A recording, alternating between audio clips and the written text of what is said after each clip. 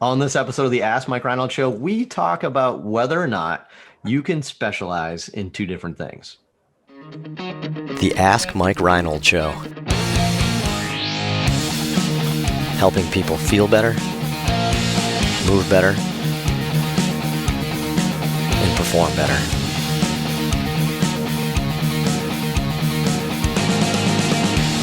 Before we get to the podcast, I wanted to make sure you knew about my free online course on the Introduction to Performance Therapy and Training. If you want to learn how to get started optimizing and enhancing performance, this is the course for you. Head to mikereinold.com/performance to sign up today. Welcome back, everybody, to the latest episode of the Ask Mike Reinold Show. We are here up in Boston, Champion PT Performance, answering your questions. If you have anything you want to ask us, please head to mikereinold.com, click on that podcast link, and we will get to as many as we can. We love answering your questions. So what do we got today? I forgot to do introductions last week because Kevin just got me so excited. And then Kevin's Chromebook got me even more excited. But we're good. So Kevin's still using the same Chromebook this week, but we got Kevin Coughlin, Dave Tilley, Lisa Russell, Dan Pope, Lenny Macrina, Dewesh Podell, Mike Scaduto, all here answering your amazing questions. Len, who do we have for students today? I do want to just comment that is the Chromebook a black and white Chromebook? Like there's no color. That's a 1 megapixel. I know what I'm getting you for Christmas. Yeah. Anyway. I'll let the audience guess, by the way. You can throw this on Twitter. Which one of this group's text messages are green? I'll let you guess which one it may be. But yeah, no, anyway. All right, who do we got, Len? Right. We have three lovely bald-ish students that are with us this week again.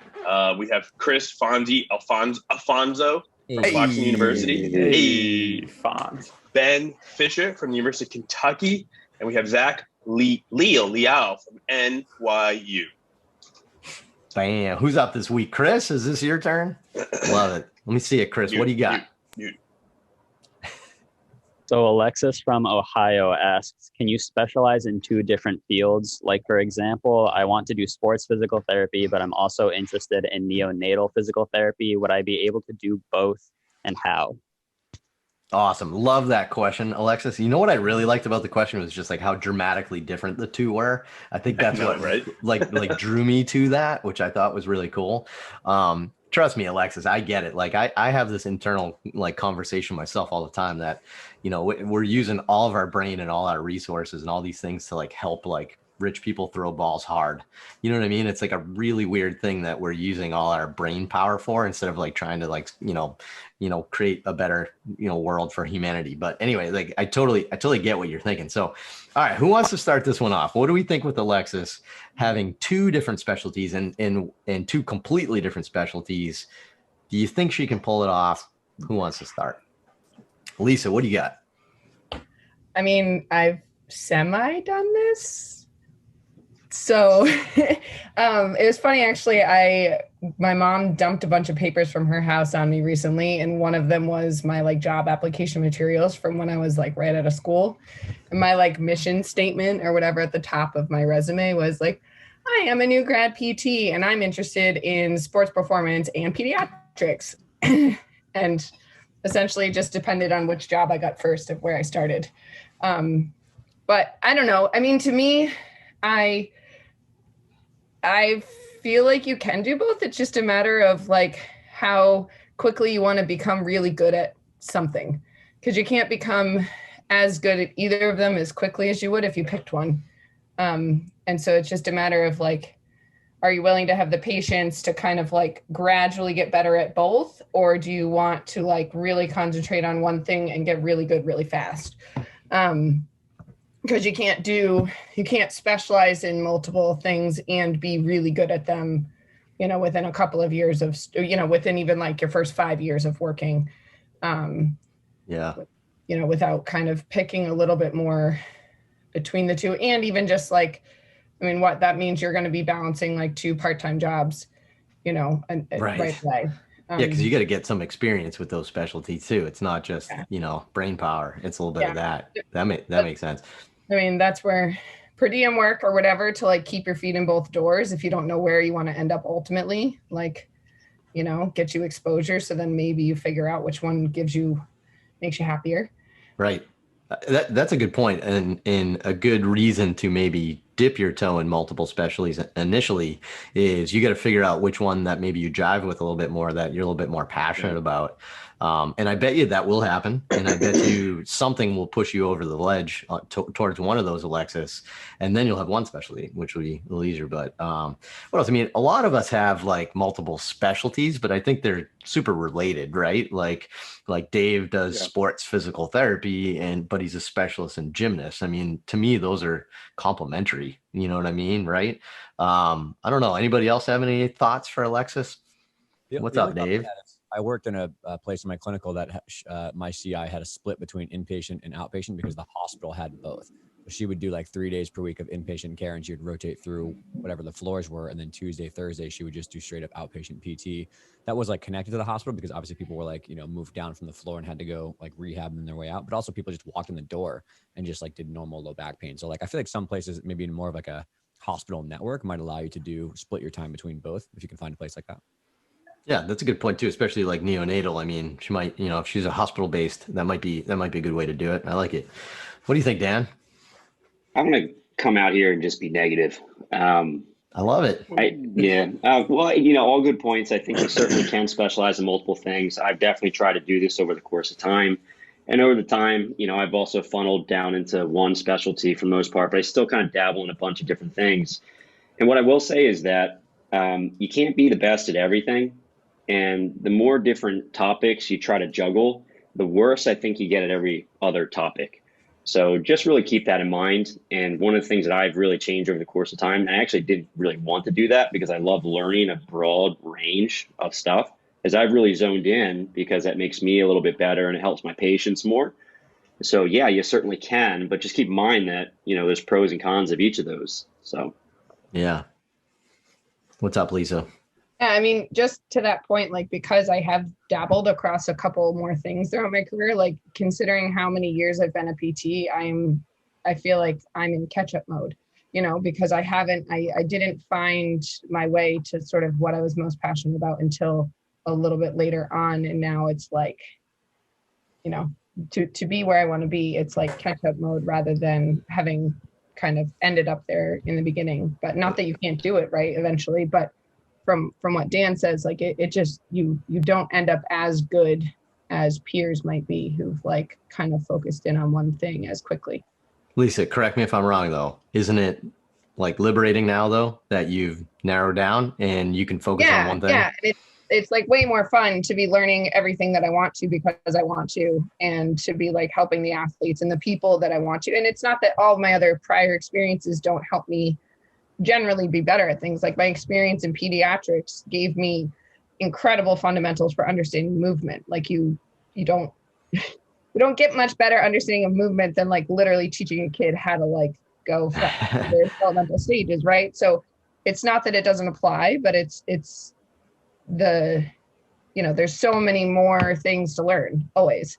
And that's excellent. And it's just hard to be like the amount of knowledge Dan has for like his very specific things like blows my mind every time he talks. So it's, it's like to be able to get to that point and have spread yourself out so thin over a couple of things for a lot of years, like you just can't get there as quickly. So yeah, it makes sense. What do you think, Mike? Yeah, I would say for more specific for Alexis, I think PT school prepares you to be a very broad-based clinician, and then people tend to specialize as they get out into the field. I think from a patient perspective, patients will seek you out because of your expertise, not necessarily because of your specialty. And I think that's a distinction in my mind. You can specialize in something and not necessarily have expertise in that matter. So from a patient perspective, it may be difficult, especially in something like neonatal physical therapy, where the stakes could be potentially a little bit higher. I think patients will seek out experts in that field. And I think if you're trying to dabble in both fields, I think maybe you're leaving a little bit of expertise on the table, and you may not be giving the patient the best experience. I definitely think you could provide value to the person. You could probably do a good job, but I think if you really want to grow your career and become an expert in the field and have patients seek you out for your services, I think it's going to be really difficult to juggle those two fields. Yeah, love it. Dan, what do you think? I was going to double down on that. Patients love it when they're in front of someone that really understands what they love. You know, you're talking the same language and you know the same people and you're in the same network. That's just phenomenal for therapeutic alliance, whatever you want to call it. Patients do love that. Yeah, I agree. It's a quicker, easier bond, right? Like you can tell when the person in front of you is excited to talk to you about something. You can tell. Yeah. What's up, Dewesh? Lisa, I was going to say, Lisa, you may know this, but is neonatal physical therapy like in a hospital where you're just kind of restricted to an order from a doctor and you are just on a floor and you go, like, it's not like you are in a community and people seek you out and you get specialized and people are finding you and it's cash based and you really create your niche like we've kind of done. So you're in a hospital getting orders from physicians. Yeah, it's totally, that's where it's totally different. It's more like just an inpatient acute, but you're working with kids. Right. Yeah, like NICU almost. And it's super important, right? But like, definitely, not important, but yeah, I mean, and that's where, you know, from what I kind of said in the beginning of like, I don't know, maybe you have a per diem job of one and a full-time job of another. So you can at least experience both and see which one you're actually passionate about, because a passionate physical therapist, like, oh my God, is that important? Right. But maybe that schedule or, you know, the restrictions that like hospital-based stuff put on you or like whatever, like maybe you just don't vibe with that. And then you want to be more in those performance end where it's a little bit, you know, more open, but like, meeting those, like a PT who thrives in a hospital setting, like that's a really important person. So, you know, that's if you're really starting out and trying to find your spot, like, you know, a per diem weekend job where you do one instead of the other, like, at least you can figure it out for yourself. But that's what I was trying to say. You said it. I was trying to say that about just being restricted by red tape of hospitals and all that stuff.